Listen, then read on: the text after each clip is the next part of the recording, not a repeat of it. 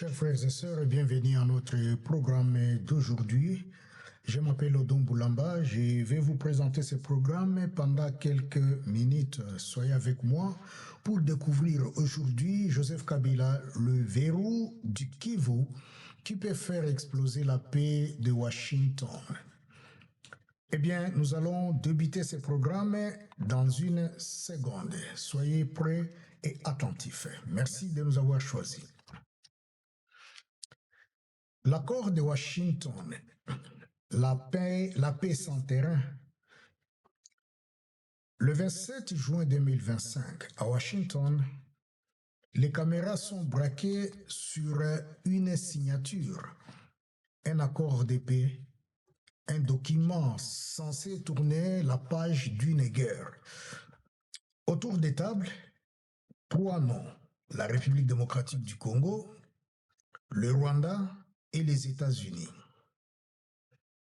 Un deal tripartite historique salué par la presse internationale. Un retrait graduel des troupes. Un encadrement diplomatique.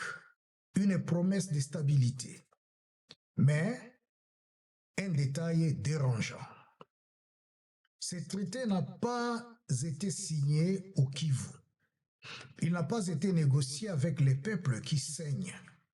Et surtout, il a oublié ceux qui tiennent réellement le terrain. Le M23 n'était pas à Washington. Les églises congolaises n'ont pas été consultées. Les chefs coutumiers du Nord Kivu et du Sud Kivu n'ont rien signé. Joseph Kabila n'a même pas été mentionné. Et pourtant, ce sont ces absents qui détiennent aujourd'hui la clé de la paix ou le retour du chaos. L'accord de Washington ressemble à un bâtiment en verre, élégant, médiatisé, mais bâti sans fondation locale. Ce n'est pas une paix enracinée, c'est une paix parachutée. Et voici la question que personne n'a posée devant les caméras. Peut-on réellement faire la paix pour le Kivu sans les Kivu? Pendant que l'Occident applaudit la paix à Washington, un autre scénario se joue en silence. À l'Est, fin mai 2025, Joseph Kabila réapparaît. Pas à Kinshasa, pas à Lubumbashi, mais à Goma, capitale du Nord Kivu, sous contrôle du M23. Il n'est pas venu avec ses caméras, il n'a pas convoqué des journalistes, mais il a posé un acte politiquement puissant. Il est entré par la porte de la rébellion. Dans un discours soigneusement écrit, Kabila ne mâche pas ces mots. Il accuse Tshisekedi d'avoir provoqué la crise sécuritaire. Il parle des dictatures à abattre et il annonce sans ciller, je cite, « Je jouerai ma part pour mettre fin au chaos ». Après Goma, il continue sa tournée, direction Bukavu, capitale du Sud Kivu. Là, il ne vient pas pour la foule, mais pour des rencontres fermées. Réunions avec des notables, chefs coutumiers, figures des AFC et autres. Discussions avec des acteurs religieux et communautaires. Consolider sa position, pas comme ancien président, mais comme rassembleur des forces invisibles du Kivu. Kabila ne revient pas pour prendre le pouvoir, il y revient pour l'encercler. Il tisse des alliances, il ressuscite des vieux réseaux, il tend la main à ceux que Kinshasa ignore. Et petit à petit, il fait ce que Tshisekedi, Kagame et même les États-Unis ne parviennent pas à faire, parler à tous les camps. Question au public. Et si le vrai pouvoir au Kivu n'était pas dans les balles, mais dans les poignées des mains secrètes de Kabila? À Kinshasa, on voit encore Kabila comme un ancien président, mais sur le terrain, il construit un triangle d'influence, un triangle invisible, un triangle stratégique, un triangle qui pourrait renverser tous les accords diplomatiques. Premier sommet, le M23. Kabila ne commande pas les rebelles, mais son retour par Goma les légitime politiquement. M23 cesse d'être perçu comme une simple marionnette du Rwanda. Grâce à Kabila, il devient un acteur congolais du conflit. Deuxième sommet, les églises, Senko, ECC et autres. Depuis début 2025, les leaders religieux tentent d'organiser un dialogue national. Ils ont rencontré M23, les rebelles, les autorités, Tshisekedi les accuse de trahison pour avoir parlé en Nanga et Kabila. Mais sur le terrain, ce sont eux qui portent l'espoir du peuple. Et aujourd'hui, Kabila s'aligne discrètement avec eux. Il soutient leur initiative, il parle leur langage de réconciliation. Ils s'invitent dans leur dynamique pour se repositionner en sages du chaos. Troisième sommet, les chefs coutumiers et notables du Sud Kivu. À Bukavu, Kabila multiplie ses consultations locales. Il écoute, il s'enracine, il obtient des bénédictions coutumières. Il reconstruit un lien communautaire cassé depuis sa sortie du pouvoir. C'est la base invisible du pouvoir au Kivu. Les armes impressionnent, les coutumiers stabilisent, et ce triangle M23, Église, coutumier, a désormais un seul point d'union, Kabila. Et plus il écoute, plus il lit, plus il rassemble, plus il devient l'homme par qui tout dialogue doit passer. Il ne prend pas le pouvoir par le haut, il tisse sa légitimité par le bas. Posons-nous une question stratégique.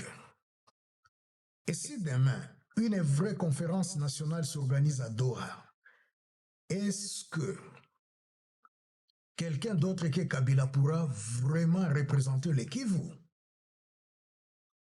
Pendant que l'Afrique regarde à Washington, pendant que Kinshasa célèbre une épée bilatérale, et pendant que Kigali sourit à la caméra, le vrai théâtre de la recomposition congolaise pourrait bien être Doha. Depuis avril 2025, le Qatar accueille des négociations discrètes entre le gouvernement congolais, les rebelles du M23 et en coulisses tous les acteurs que Washington a oubliés.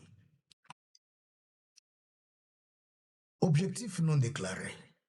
Mettre en place une conférence élargie, une sorte de Sun City 2 qui rassemblerait les groupes armés M23, AFC, Résidu Maïmaï ou Wazalendo, les églises, Senko, l'église de réveil, SCC, les représentants coutumiers, les leaders politiques marginaux et Joseph Kabila au centre de tous les ponts. Pourquoi Doha? Parce que les Américains veulent une paix rapide, stratégique, rentable. Mais le Qatar, lui, prépare une paix enracinée, lente, inclusive, risquée, mais plus stable. Et dans cette architecture élargie, le seul homme qui parle à tout le monde, c'est Kabila. Son profil séduit. Ancien président, mais hors du jeu actuel. Parle aux rebelles sans être respecté par certains notables, soutenu par plusieurs réseaux africains et surtout perçu comme l'homme des équilibres ethniques du Kivu. À Doha, Kabila n'a pas besoin d'invitation. Il s'infiltre dans la dynamique. Il devient le médiateur naturel, même sans mandat officiel. Dans une guerre où tout le monde parle, Kabila ne lève pas la voix. Il se rend indispensable. Ce que Do a construit en silence, c'est une épée dont le socle est à Goma et non à Genève. Une épée où Kabila devient la clé ou les verrous. Ce n'est pas une rébellion classique. Ce n'est pas une guerre tribale. Ce n'est même plus une révolte armée. Ce qui se construit aujourd'hui à l'est du Congo ressemble de plus en plus à un État parallèle. Et cet État a un visage politique. Corneille Nangaa, ancien président de la CENI, ancien allié de Joseph Kabila, aujourd'hui chef de l'AFC, Alliance Fleuve Congo. L'AFC est bien plus qu'un parti. C'est une interface politico-militaire soutenue par le M23, un bras politique pour donner un visage légal à un contrôle militaire. Dans les territoires qu'ils dominent, ils n'attendent plus Kinshasa. Ils nomment des gouverneurs, ils perçoivent des taxes, ils organisent la justice, ils imposent des lois, ils protègent des communautés, ils forment des fonctionnaires, ils contrôlent les routes commerciales, ils remplacent carrément l'État congolais. Et que fait Kabila? Il ne dirige pas cette structure, mais il s'aligne avec elle. Il rencontre Nangaa. Il cautionne leur discours sur la fin de la tyrannie. Il suggère un soutien politique tacite tout en gardant ses distances militaires. Il ne veut pas porter leur drapeau. Il veut être leur pont vers la légitimité. Et si demain un dialogue national s'ouvre, qui pourra représenter les territoires AFC M23 à la table des négociations? Qui connaît leur code, leur langage, leur logique? Réponse, Kabila. Le plus fascinant, c'est que cet État parallèle ne cherche même pas à devenir présidentiel. Il veut juste exister, fonctionner et négocier. Et pour négocier, il lui faut un visage. Et c'est là que Kabila entre en scène. On parle de guerre, on parle de paix, on parle de dialogue, mais on oublie souvent une vérité brutale. Ce n'est pas une guerre d'opinion, c'est une guerre de ressources. Le nord et le sud Kivu, ce ne sont pas des zones oubliées. Ce sont des coffres forts à ciel ouvert. Coltan, or, cassitérite, cobalt, terres rares, lithium, ainsi de suite. Des minerais stratégiques pour les batteries, les satellites, les armes, les téléphones du monde entier. Et aujourd'hui, qui contrôle les routes d'extraction? Qui tient les passages vers l'Ouganda, le Rwanda, le lac Kivu? Qui taxe les transports? Qui sécurise les cargaisons? Ce n'est pas l'État congolais, ce sont les M23, c'est l'AFC, les réseaux informels et ceux qui parlent avec eux, comme Joseph Kabila. Kabila ne possède peut-être plus le pouvoir de Kinshasa, mais il s'installe au carrefour logistique et économique le plus sensible d'Afrique centrale. Et cela change tout. Quand tu contrôles les armes, tu fais peur. Mais quand tu contrôles les routes du coltan, tu fais réfléchir Washington. Voilà pourquoi sa position devient cruciale. Les Américains veulent sécuriser les chaînes d'approvisionnement.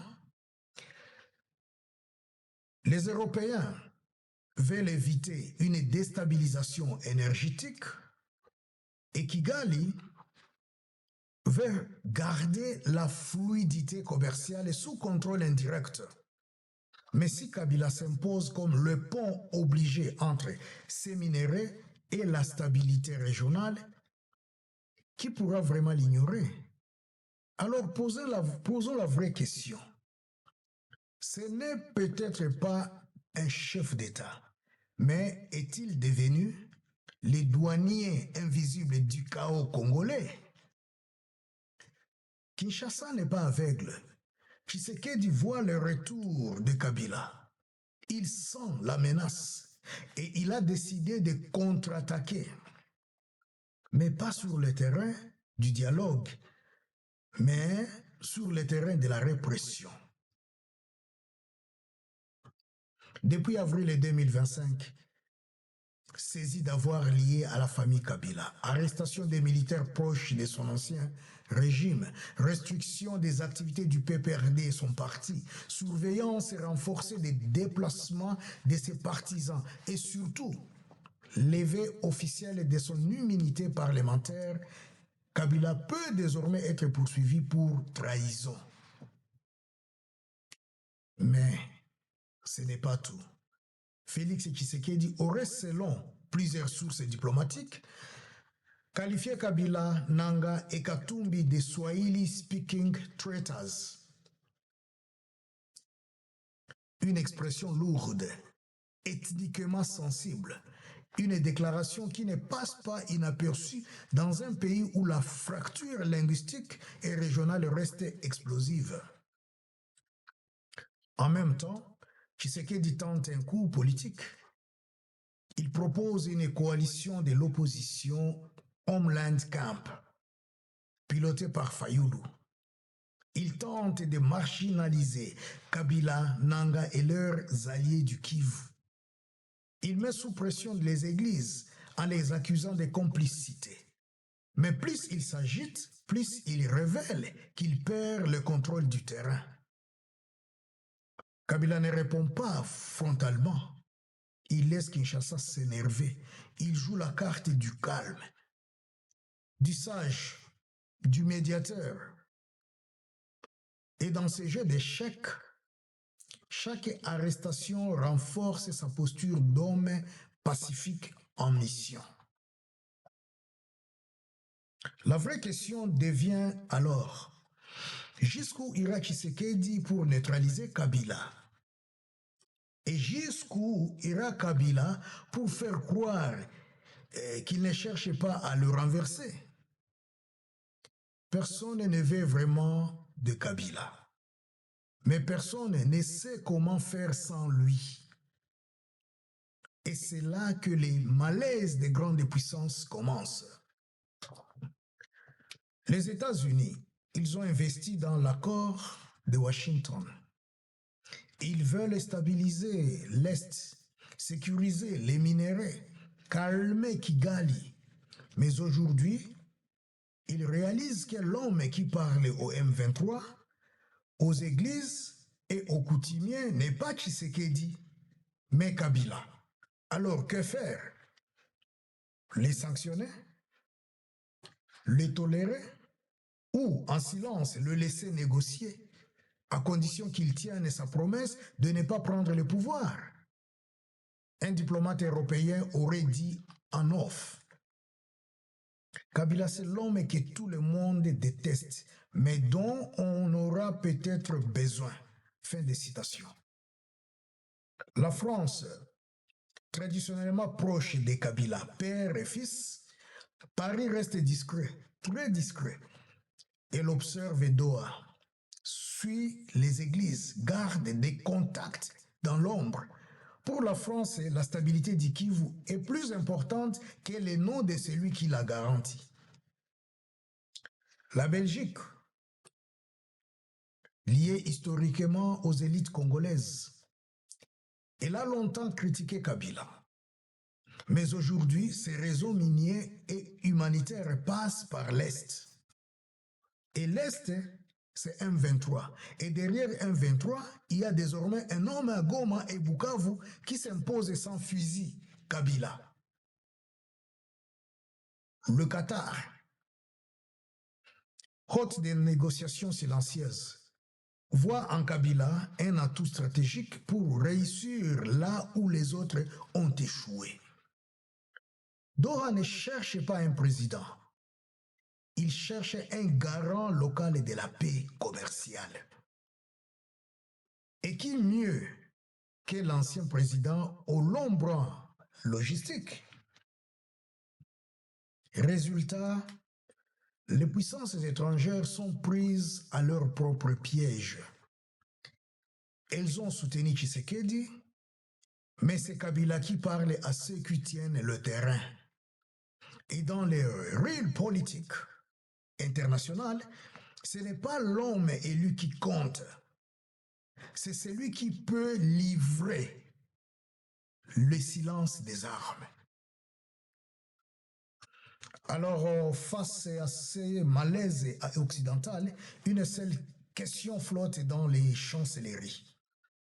Et si Kabila devenait l'option la moins pire, pendant que les diplomates négocient dans des salons feutrés, pendant que Kabila construit son réseau triangulaire, pendant que les Washington et Doha rivalisent des feuilles de route, une force imprévisible s'élève dans l'ombre, les Wazalendo. Les Wazalendo, ce ne sont pas des rebelles classiques. Ce ne sont pas des soldats réguliers. Ce sont des milices communautaires pro-Kinshasa, formées en réaction à l'avancée du M23. Mais aujourd'hui, personne ne les contrôle réellement. Qui sont-ils? Des jeunes armés par l'État, des vétérans des groupes Maï Maï, des civils encadrés par des chefs locaux, parfois même des anciennes unités FARDC recyclées dans l'informel. Leur mission, défendre la patrie contre l'occupation. Mais leur comportement échappe à toute logique militaire. Ils attaquent le M23 par embuscade. Ils refusent toute paix incluant les traîtres. Ils haïssent Kabila autant que Kagame. Et surtout, ils ne sont pas invités à Doha, ni à Washington. Voilà le cœur du problème. Aucune négociation ne les représente. Aucun accord ne les inclut. Aucun chef politique ne les influence. Ils sont l'expression brute de la colère congolaise. Un volcan mal contenu, prêt à exploser au premier prétexte. Conséquence, même si Doha réussit, même si Kabila devient médiateur, même si le M23 accepte un cessez-le-feu, les Wazalendo peuvent tout faire capoter. Ils refusent la paix avec le M23, ils refusent toute amnistie et ils accusent les négociateurs d'abandonner la nation. Voilà pourquoi la situation est plus dangereuse que jamais. Car si les Wazalendo reprennent les armes contre les M23 soutenus par Kabila et que Kinshasa perd le contrôle, nous n'aurons pas un retour à la paix, mais une guerre à 3 vitesses. Armée régulière, groupes rebelles, milices incontrôlées. Question publique. Peut-on vraiment parler du processus de paix quand la colère populaire est armée, rejetée et laissée dans le noir? Il revient, il parle de paix, il parle de réconciliation, il parle de mettre fin à la dictature, mais dans les cœurs congolais, Joseph Kabila n'est pas une feuille blanche. Pendant 18 ans, il a été au sommet du pouvoir. il a gouverné sans partage, il a échoué à pacifier l'Est, il a laissé les M23 surgir une première fois. Il a réprimé les manifestants à Kinshasa. Il a quitté le pouvoir sans jamais le quitter réellement. Alors aujourd'hui, lorsqu'il se présente comme un médiateur, lorsqu'il dit vouloir sauver la nation, beaucoup se demandent pourquoi n'a-t-il pas sauvé la nation quand il en avait les pleins pouvoirs. Dans l'Est, certains l'applaudissent, mais d'autres murmurent encore. Il nous a oubliés pendant 2 décennies. Il revient parce que le chaos le sert. Il parle de paix, mais il protège ses intérêts. Pour une partie de la population, Kabila reste le visage d'un cycle de trahison. Et c'est là son piège le plus dangereux. Trop d'expérience pour être ignoré. Trop de passifs pour être cru. Il parle, mais chaque mot réveille un souvenir. Chaque geste ravire une douleur. Il est peut-être le faiseur de paix, mais dans le cœur des nombreux Congolais, il reste le fantôme d'une guerre jamais terminée. Question mémoire. Et si la plus grande bombe dans ce dossier n'était ni militaire ni politique, mais émotionnelle? Le puzzle est en place. Le terrain est instable, les puissances s'agitent, Kabila avance en silence. Mais où allons-nous exactement? Voici les 4 scénarios réalistes qui peuvent découler de la situation actuelle. Scénario: Kabila devient le médiateur officiel du dialogue de Doha. Les églises les soutiennent, le Qatar le légitime, le M23 et les chefs coutumiers l'acceptent, Tshisekedi est contourné. Conséquence, le processus de Washington devient obsolète. Une conférence nationale parallèle redessine le pouvoir. Kabila revient au cœur du jeu, sans passer par les urnes. Scénario: les puissances étrangères tolèrent par réalisme. Les États-Unis ne l'aiment pas, mais ils ont besoin de lui pour stabiliser le Kivu et protéger les minéraux. Doha l'utilise en sous-main comme facilitateur.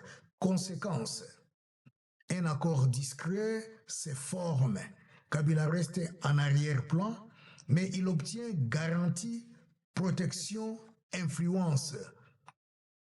La paix s'est faite, mais avec un prix lourd en mémoire. Scénario: il est sanctionné, isolé et se radicalise. Washington refuse toute concession. Kigali recule sous pression internationale. Kinshasa relance les poursuites contre lui. Conséquence: Kabila active ses réseaux dormants, pousse les M23 à durcir les tons, des défections dans l'armée apparaissent et à l'Est, l'Est plonge à nouveau dans une guerre éclatée et incontrôlable. Scénario: un accord secret avec Tshisekedi, dialogue en coulisses, partage des zones d'influence, Kivu, pouvoir central, intérêts miniers protégés, image internationale préservée. Conséquence: la paix est signée en surface, mais le pays reste fracturé en profondeur. Un accord d'élite sans peuple, ni guérison, ni vérité. Ces 4 chemins ne sont pas imaginaires. Ils sont déjà en construction. Et à chaque jour, à chaque discours, les Congos avancent dans l'un, sans toujours le savoir. Alors, la vraie question est: quel scénario servira vraiment le peuple et lequel servira à recycler le pouvoir de l'ombre. Le Congo n'a jamais vraiment connu la paix. Seulement des accalmies, des silences surveillés et des pactes invisibles. Aujourd'hui, l'histoire se répète. Mais cette fois, le roi ne revient pas avec une armée, il revient avec des alliances, des sourires, des promesses et du temps. Joseph Kabila n'est pas président, Joseph Kabila n'est plus président.